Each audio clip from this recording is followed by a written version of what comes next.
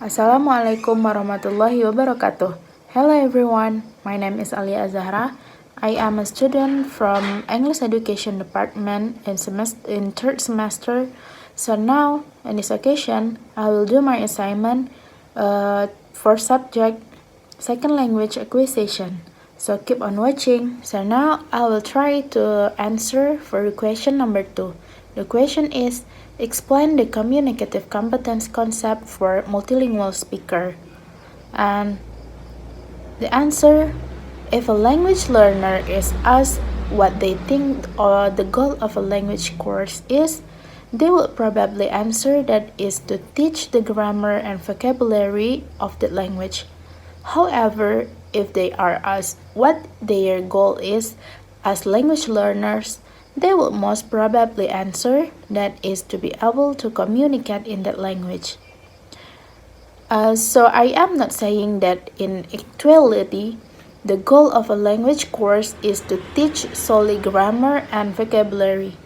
Well, at least it shouldn't be just anymore. Fortunately, the focus of second language teaching has moved from purely teaching grammar and vocabulary to providing the skills for effective communication. And in linguistic terminology, a language course should not only have linguistic competence as its goals, but communicative competence in general. And there are 4 components of communicative competence. The first is linguistic, and then sociolinguistic, and then discourse, and the last is strategic competence. Okay, the first is linguistic competence. It's a knowledge of the language codes, for example, for grammar and vocabulary, and also of the convention of its written representation, such as script and orthography. And then the second is sociolinguistic competence. It's a knowledge of sociocultural rules of use. For example, like knowing how to use and respond to language appropriately. And the third is discourse competence. It's a knowledge of how to produce and comprehend oral or written text in the models of speaking or reading and listening and reading respectively.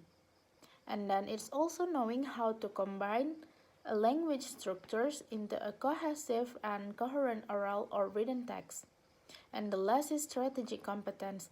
It's the ability to recognize and repair communication breakdowns before, during, or after they occur.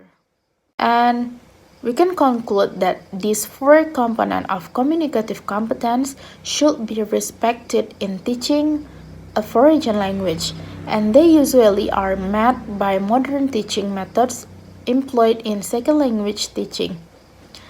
And the point that we must know, communication competence is needed in order to understand communication ethics, to develop cultural awareness, to use computer-mediated communication, and to think critically.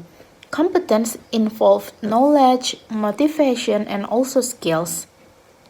Okay everyone, that's all my explanation about the communicative competence concept for multilingual speakers, and I'm sorry for my mistake. Thank you for watching. Assalamualaikum warahmatullahi wabarakatuh.